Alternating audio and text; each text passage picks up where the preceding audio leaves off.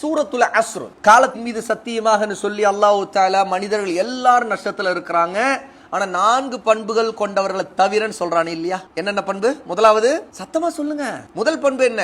அல் இல்ம், அல் ஈமான். இரண்டாவது அல் அமல். மூன்றாவது அத்-தஅவா. நான்காவது அஸ்-ஸப்ர். இந்த சூராவுடைய சிறப்பு என்ன? قال الشافعي رحمه الله, இமாம் ஷாஃபிஈ ரஹிமஹுல்லாஹ் சொன்னார்கள். யாரு இமாம் ஷாஃபிஈ? மிக முக்கியமான நம்முடைய இமாம்கள்ல ஒருவங்க. 4 மதுஹபுகள்ல ஷாஃபி மதுஹபுடைய மிக முக்கியமான இமாம். இமாம் ஷாஃபிஈ ரஹிமஹுல்லாஹ் ஒரு குறைஷி கோத்திரத்துல பிறந்தவங்க, ஹாஷிம் குடும்பத்துல வந்தவங்க. கஸால இமாம் ஷாஃபி பிறந்தாங்க. எங்க? பலஸ்தீன்ல கஸால பிறந்தாங்க. ஹிஜ்ரி 150ல பிறந்தாங்க. அவங்களுடைய பேரு, இயற்பெயர் இமாம் ஷாஃபி இல்ல, முஹம்மத். சரியா? அவங்களுடைய குன்யா அபு அப்துல்லா. குன்யா ரசூல் ஸல்லல்லாஹு அலைஹி வஸல்லம் சுன்னால ஒன்று அபு அல்லது உம்முன்னு வைத்துக் கொள்ளுது. ஆண்கள் அபுன்னு வச்சு குன்யா வைக்கிறது, பெண்கள் உம்முன்னு வச்சு வைக்கிறது. அவங்களுடைய தந்தை பெயர் இத்ரீஸ், முஹம்மது இப்னு இத்ரீஸ் அஷ்-ஷாஃபி. அவங்களுடைய பாட்டனார் அப்பாஸ், அவங்களுடைய முப்பாட்டனார் உஸ்மான் இப்னு ஷாஃபி. அதனாலதான் அந்த ஷாஃபிங்கிற அந்த பேர் அவங்களுக்கு வந்துச்சு, இமாம் ஷாஃபி. ஓகே. ஹிஜ்ரி 204ல தான் இமாம் ஷாஃபி ரஹிமஹுல்லாஹ் மிஸ்ர்ல இறந்தாங்க. மிஸ்ருங்கிறது எது? எகிப்துக்கு அரபியில் உள்ள பழைய பேர் அதுதான், மிஸ்ரு தான். மிஸ்ர்ல இறந்தாங்க. 4 இமாம்கள்ல ஒருவராக இருக்கக்கூடிய இமாம் ஷாஃபி அவங்க தனியா ஒரு மதுஹபை தோற்றுவிக்கல.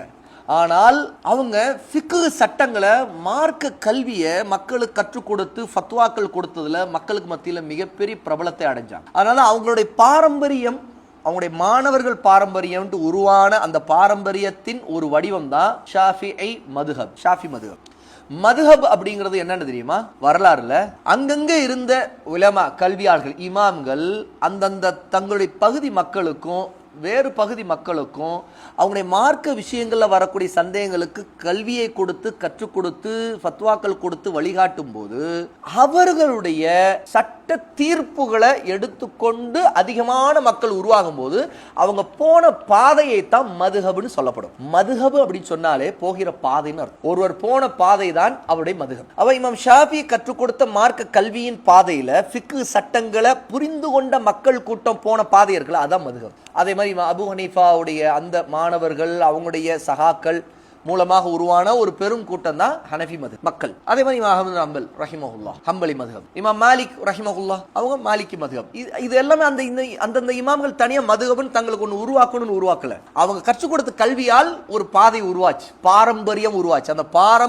அந்த பாதையை தான் மதுஹப்னு சொல்லப்படும். இமாம் ஷாஃபிஈ ரஹிமஹுல்லாஹி தஆலா சொல்றாங்க சூரத்துல் அஸ்ருடைய சிறப்பை பத்தி, லவ் மா அன்ஸலல்லாஹு ஹுஜ்ஜத்தன் அலா ஹல்கிஹி இல்லா ஹாதிஹி சூரா லகஃபத்துஹும். அல்லாஹ் இந்த மனித சமுதாயத்திற்கு இந்த சூராவை தவிர வேறு எதையுமே இறக்காமல் விட்டிருந்தாலும் இதுவே அவர்களுக்கு போதுமானதாக ஆகியிருக்கும் அப்படின்னாங்க. அப்படின்னா என்ன?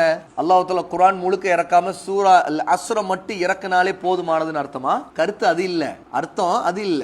வெற்றி பெறுவதற்காக அல்லாஹ் தஆலா இந்த ஒரு சூறாவை மட்டுமே இறக்கி இருந்தால் இதுவே போதும். ஏன்னு கேட்டா வெற்றி பெறுவதற்கான எல்லா 4 விஷயங்கள் இதுல இருக்கா இல்லையா? இப்ப மொத்த குர்ஆனுக்கும் இந்த 4 தான் எக்ஸ்பிளனேஷன், விளக்கம். மொத்த குர்ஆனுமே சுன்னாவுமே எதை விளக்குது? ஈமான விளக்குது.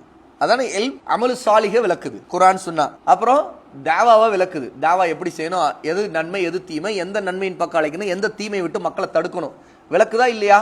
அப்புறம் இப்படிலாம் செய்யும் போது நபிமார்களும் ரசூல்மார்களும் சோதனையை சந்தித்த வரலாறும் அவங்க சந்தித்த துன்பங்களை குர்ஆனும் சுன்னாவும் சொல்லி இருக்குதா இல்லையா? ரசூலுல்லாஹ்வுடைய வாழ்க்கை முழுக்க ஹதீஸ்கள்ல பார்க்குற எல்லா வரலாற்று சம்பவங்களும் ரசூலுல்லாஹ் சந்தித்த சோதனை தவிர வேற ஏதாவது இருக்குதா? எத்தனை போர்களை சந்திச்சாங்க, இதெல்லாம் எதை காட்டுக்குது? ரசூலுல்லாஹ்வுடைய தாவானால தானே அவங்களுக்கு வந்துச்சு அந்த சோதனைலாம். ரசூல் ஸல்லல்லாஹு அலைஹி வஸல்லம் தாவாவை செய்யாவிட்டா அந்த சோதனையை குறைஷிகள் தொல்லைகளை கொடுத்திருப்பாங்களா? கல்லால் அடிச்சிருப்பாங்களா? தாயிஃப் நகர மக்கள் கொலை செய்யறதுக்கு குறைஷிகள் திட்டம் போட்டிருப்பாங்களா?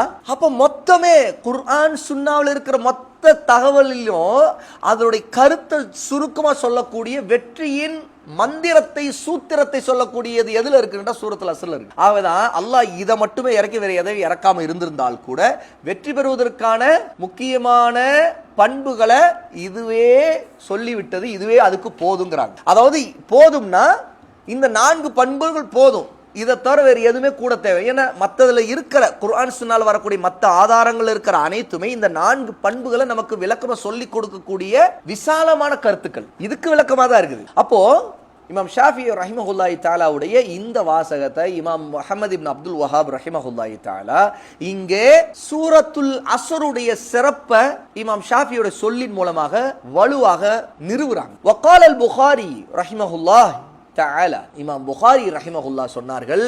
இமாம் புகாரி யாரு? மிக முக்கியமான இமாம்கள்ல ஒருவங்க. அவங்களுடைய பெயரும் முஹம்மது தான்.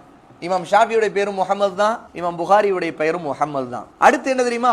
இவங்களுடைய குன்யாவும் அபு அப்துல்லா தான். ஞாபகத்தில் இப்படி வச்சுக்கோங்க. இமாம் ஷாஃபி இமாம் புகாரி ரெண்டு பேருக்கும் ஒரே பேரு ஒரே குன்யா, அபு அப்துல்லா தான். இமாம் புகாரி ரஹிமஹுல்லாஹி தஆலா அவங்களுடைய தந்தை பேர் இஸ்மாயில். இமாம் ஷாஃபியுடைய தந்தை பேர் என்ன?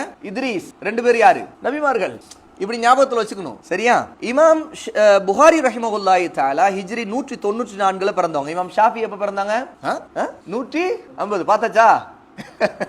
வாரங்கள பார்த்து சொல்லுங்க, தப்பு இல்ல, ஞாபகத்தில் வச்சுக்கதானே. இப்ப இதை ஞாபகத்தில் வச்சுக்கும் போது 150 நீங்க இன்னொரு கனெக்ட் பண்ணி வச்சுக்கலாம். எதை தெரியுமா? இமாம் அபு ஹனீஃபா இறந்த வருஷம் 150 ஹிஜ்ரி, இமாம் ஷாஃபி பிறந்த வருஷம் 150 ஹிஜ்ரி. இமாம் புகாரி ரஹிமஹுல்லாஹ் 194 ஷவ்வால்ல பிறக்கறாங்க புகாரால. புகாராங்கிறது ரஷ்யா தாஷ்கண்ட்ல இருக்கக்கூடிய ஒரு சிறிய ஊர், அங்கதான் பிறந்தாங்க. அவங்களுடைய தந்தையை இழந்தவங்க அவங்க. அது மட்டும் இல்ல, இமாம் ஷாஃபியும் தந்தை இழந்த ஒரு அனாதை தான். இமாம் ஷாஃபியையும் இமாம் புகாரி ரெண்டு பேருமே வளர்த்தது அவங்க அம்மா தான், அவங்களுடைய தாய் தான் வளர்த்தாங்க. ஓகே. ஹிஜ்ரி 256 இமாம் புகாரி ரஹிமஹுல்லாஹ் சமர்கந்துல இறந்தாங்க, சரியா? அதுவும் நோன்பு பெருநாள் இரவுல தான் இறந்தாங்க. ஷேக் சாலிஹ் அல் உஸைமின் ரஹிமஹுல்லாஹி தஆலா இந்த பெயர்கள் வரும்போது இந்த குறிப்பை நமக்கு கொடுக்குறாங்க. இது நாம ஞாபகத்தில் வச்சுக்கிறது. நாம யாருடைய சொல்ல படிக்கிறோமோ, கல்வின்னு சொல்லிட்டு நம்ம யாருடைய சொல்லிலிருந்து ஒன்று எடுக்கிறோமோ அவங்க யாருன்னு அறியணும். யாரோ ஒருத்தர் ஏதோ சொல்றாரு, அவரை பத்தி இப்படி இப்படின்னு சொல்லிட்டு நம்ம ஒருத்தருடைய சொல்ல ஏற்றுக்கொள்ள கூடாது. மிகச்சிறந்த இமாம்கள், இம்மா உலமா, நம்முடைய சமகாலத்தில் வாழ்க்கை மிக மகத்தான கல்வியாளர், மூத்தவர்களை பற்றி நம்ம அறிஞ்சு வைக்கணும். இமாம் ஷாஃபி, இமாம் மாலிக், இமாம் புகாரி இவங்களை மட்டும் அறியறது இல்ல, சமகாலத்தில் வாழ்ந்து கொண்டிருக்கக்கூடிய அல்லது சமீப காலத்தில் இறந்த ஐம்மாக்கள், அதாவது ஐம்மாக்கள் என்ன? இமாம்கள். இமாமுடைய பன்மைதான் ஐம்மா. இவங்களையும் நான் அறியணும், உலமாக்களை அறியணும், கல்வியில மூத்தவங்களை அறியணும், அவங்களுடைய தரஜாவை அறியணும். அதனால தான் ஷேக் சாலிஹ் அல் உஸைமின் ரஹிமஹுல்லாஹ் சலாசத்துல் உஸூலுக்கு விளக்கம் தர இடத்துல ஷரஹ் செய்யும் போது இந்த இமாமுடைய பெயர்கள் வந்து அவங்க யாருங்கிற குறிப்பையும் கொடுக்குறாங்க. சரி, இப்போ இமாம் புகாரி என்ன சொன்னாங்க? இமாம் முஹம்மது அப்துல் வஹாப் ரஹிமஹுல்லாஹ் குறிப்பிடுறாங்க, அது பாபுல் இல்மி, அல் இல்முங்கிற பாபு, அந்த தலைப்பின் கீழே என்ன? கிதாபுல் இல்ம், சஹீஹுல் புகாரில வரக்கூடிய வாசகம் என்ன சொல்றாங்களா? அல் இல்மு கப்ல அல் கௌலி வல் அமல். அல் இல்ம், கல்வி என்பது சொல்லுக்கும் செயலுக்கும் முன்பு வரக்கூடியது. வ தலீலு கௌலுஹு தஆலா, இதற்குரிய ஆதாரம் அல்லாஹ்வின் சொல்லில் இருக்கின்றது. ஃபஅலம் அன்னஹு லா இலாஹ இல்லல்லாஹு வஸ்தக்ஃபிர் லி தம்பிக். சூரா முஹம்மத் 19வது ஆயா, 47வது சூராவுடைய 19வது ஆயத்தில் அல்லாஹ் சொல்றான், ஃபஅலம், நன்கு அறிந்து கொள்ளுங்கள் நபியே, அன்னஹு லா இலாஹ இல்லல்லாஹ், நிச்சயமான செய்தி என்னவென்றால் வணக்கத்திற்கு தகுதியான இறைவன் அல்லாஹ்வை தவிர வேறு எவனும் இல்லை. வஸ்தக்ஃபிர் லி தம்பிக், உங்களுடைய பாவத்திற்காக அல்லாஹ்வோட நீங்கள் மன்னிப்பு கேளுங்கள் என்று அல்லாஹ் சொல்றான். அப்ப இந்த வசனத்தை இமாம் புகாரி ரஹிமஹுல்லாஹி தஆலா முன்வைக்கிறதுடைய கருத்து என்னன்னு கேட்டா, ஃபபதஅ பில் இல்ம் கப்ல அல் கௌலி வல் அமல். அல்லாஹ் தஆலா இந்த ஆயத்துல இதை ஆரம்பிக்கும் போது இல்மை கொண்டு ஆரம்பித்திருக்கிறான், செயல் அடுத்துதான் சொல்றான். இஸ்திக்ஃபார் செய்யறது இருக்குது, வஸ்தக்ஃபிர் லி தம்பிக், நபியே உங்களுடைய பாவங்களுக்காக இஸ்திக்ஃபார் செய்யுங்கள், மன்னிப்பு கேளுங்கள் சொல்ற அந்த அமல அல்லாஹ் தஆலா முதல்ல சொல்லல. எதை முதல்ல சொல்றான்? ஃபஅலம், இல்மை கற்றுக்கொள்ளுங்கள். அது எந்த இல்மு? அன்னஹு லா இலாஹ இல்லல்லாஹ். அப்போ முதல்ல இபாதத்திற்கு தகுதியானவன், ஹக்குக்கு உரியவன் அப்படிங்கிறவன் யாரு? அல்லாஹ் மட்டும்தான். அப்படிங்கிறத நீங்க அந்த இல்ம நபியை கற்றுக்கொள்ளுங்கிறத, அந்த இல்ம கற்றுக்கொள்றது முதல்ல அல்லாஹ் சொல்றான். ஃபபதஅ பில் இல்ம், இல்மை கொண்டு அல்லாஹ் தொடங்கி இருக்கிறான், பிறகுதான் வஸ்தக்ஃபிர் லி தம்பிக். அப்ப இல்மை கற்றுக்கொள்வது இஸ்திக்ஃபார் செய்யறதுக்கு வழி எப்படி? ஒருத்தர் அல்லாஹ் யாருன்னே அறியல அப்படின்னா அவர் எப்படி இஸ்திக்ஃபார் செய்ய முடியும்? இஸ்திக்ஃபார்ங்கிறது ஒரு அமல் தானே. அப்ப எந்த அமலா இருந்தாலும், இஸ்திக்ஃபாருக்கு மட்டும் இல்ல, எந்த அமலா இருந்தாலும் அந்த அமலுக்கு முன்னாடி முதல்ல இல்மை கற்றுக்கொள்ளணும். அந்த அமல் எப்படி செய்யணுங்கிற இல்மை கற்றுக்கொள்ளணும். அல்லாஹ் யாருங்கிற இல்மை, லா இலாஹ இல்லல்லாஹ் ஒருத்தர் தெரிஞ்சுக்கிட்டாதான் எப்படி அமல் செய்யறது, இஸ்திக்ஃபார் செய்யணுங்கிறது அவருக்கு தெரியும். இஸ்திக்ஃபார் யார்கிட்ட செய்யணுங்கிறது தெரியும். அல்லாஹ்னா யாருன்னே தெரியாது, ஒருத்தர் யார்கிட்ட வேணாலும் இஸ்திக்ஃபார் செய்தார்னா என்ன ஆகும்? முஷ்ரிக் ஆயிடுவானா இல்லையா? காஃபிர் ஆயிடுவானா இல்லையா? ஒருத்தர் வந்து தான் வணங்கக்கூடிய ஒரு சிலையிடம் இஸ்திக்ஃபார் செய்யறான், மன்னிப்பு கேட்கறான் அப்படின்னா என்ன? அவன் ஒரு காஃபிர், உண்மைதானே? அப்ப அல்லாஹ் லா இலாஹ இல்லல்லாஹ்ங்கிறது சொல்லி கொடுக்கிறான் முதல்ல. ஃபஅலம், கற்றுக்கொள்ளுங்கள், நன்கு தெரிந்து கொள்ளுங்கள். அப்ப இமாம் புகாரி ரஹிமஹுல்லாஹி தஆலாவுடைய இந்த கூற்ற, இந்த விளக்கத்தை சஹீஹுல் புகாரியிலிருந்து இமாம் முஹம்மது இப்னு அப்துல் வஹாப் ரஹிமஹுல்லாஹி தஆலா புகாரியிலேயே அல்லாஹ் இந்த ஆயத்துக்கான தஃப்சீரை இமாம் புகாரி குறிப்பிடுறாங்கன்னு இங்க நமக்கு சொல்றாங்க. இதோட நோக்கம் என்ன கேட்டா, எல்லாத்துக்கும் முன்னாடி இல்மு தான் முதல்ல நிற்கும். ஆகவே தான் 4 விஷயங்களை கற்றுக்கொள்வதில் முதல் இடத்துல எது இருக்குது? எது? அல் இல்ம் இருக்கு. ஆகவேதான் இமாம் புகாரி இப்படி குறிப்பிட்டிருக்காங்கன்னு இமாம் முஹம்மது அப்துல் வஹாப் ரஹிமஹுல்லாஹ் குறிப்பிடுறாங்க.